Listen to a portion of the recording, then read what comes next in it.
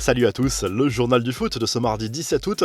Les infos et rumeurs du mercato, l'avenir de Cristiano Ronaldo affole à nouveau l'Europe. L'international portugais a encore un an de contrat avec la Juve, mais les rumeurs à son sujet sont nombreuses. À 2 semaines de la fin du mercato, du côté italien, le Corriere dello Sport assure que CR7 aurait offert ses services à Manchester City, ce qui ne devrait pas plaire aux fans de United, son ancien club. Ronaldo a toujours faim de titre et se pose des questions sur les ambitions turinoises. En Espagne, le son de cloche est bien différent. L'émission El Chiringuito explique que Carlo Ancelotti aurait demandé à ses dirigeants de faire revenir le quintuple Ballon d'Or au Real Madrid. Beaucoup de rumeurs également autour de l'avenir de Paul Pogba. D'après le quotidien The Independent, le PSG se tiendrait à l'affût pour accueillir l'international français. L'idée serait de le faire signer libre en 2022. Un salaire de 600 000 € par semaine est déjà évoqué par le média britannique. On verra en revue de presse que le Real est aussi à l'affût sur ce dossier. Ça bouge également au Barça où Ronald Koeman souhaiterait recruter un attaquant supplémentaire après le départ de Léo Messi. Le club catalan penserait à Pierre-Emerick Aubameyang et Alexandre Lacazette, les deux joueurs d'Arsenal. Mais avant d'acheter, le Barça doit d'abord vendre et le temps presse. Renato Sanchez, lui, s'éloigne de la Catalogne. Opéré du genou droit, le milieu de terrain du LOSC va être éloigné des terrains pendant environ un mois et demi, ce qui aurait freiné l'offensive des dirigeants barcelonais.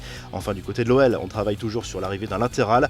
En parallèle du dossier Layvin Kurzawa à Lyon, on négocie avec Chelsea pour l'arrivée d'Emerson. Selon les informations du Guardian, l'Italien constitue le plan B de la cellule de recrutement. Les infos en bref, c'est le grand jour pour l'AS Monaco qui dispute ce mardi soir le barrage aller de qualification pour la Ligue des Champions contre le Shakhtar Donetsk. Coup d'envoi à 21h au Louis II. Dans le même temps, le RB Salzbourg accueillera Brøndby et le Sheriff Tiraspol défiera le Dynamo Zagreb. Autre match à suivre ce mardi soir, la Supercoupe d'Allemagne, et elle oppose le Bayern Munich au Borussia Dortmund d'Erling Haaland. Coup d'envoi de cette rencontre à 20h30 sur beIN Sport 1. En attendant de les voir réunis sur les pelouses de Ligue 1, Neymar et Messi régalent à l'entraînement. Le duo fait déjà saliver les supporters parisiens. Le PSG qui a partagé des images d'un entraînement collectif avec la recrue star du club. Et l'Argentin y apparaît très en jambes lors d'une opposition sur petit terrain. Sa complicité avec Neymar saute aux yeux. Scène hallucinante maintenant dans le championnat turc où deux joueurs de Galatasaray en sont venus aux mains lundi soir. Le Brésilien Marcao a clairement disjoncté en assénant un coup de tête et 2 coups de poing à son coéquipier Turkoglu en plein match avant de quitter le terrain. En Norvège, situation très embarrassante au sein du club du SK Brann. Des joueurs du club font scandale pour avoir participé à une partie fine avec 7 femmes dans le stade de leur équipe. Les footballeurs ont été filmés par des caméras de surveillance de l'enceinte.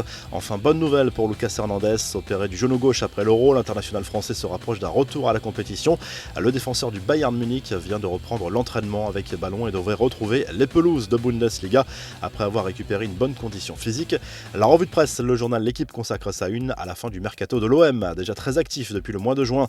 Le club olympien repart à l'attaque et compte bien combler les derniers manques de son effectif avant la fin du marché des transferts.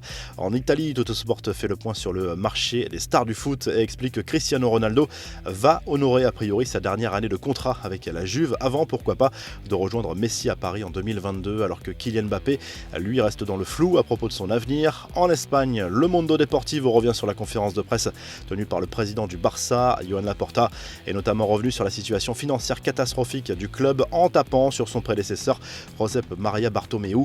De son côté, le journal AS spécule sur le futur du Real Madrid et rêve déjà d'un gros mercato en 2022. Kylian Mbappé et Paul Pogba seront les principales cibles du club merengue, d'autant qu'en l'état actuel des choses, les deux internationaux français seront en fin de contrat l'an prochain.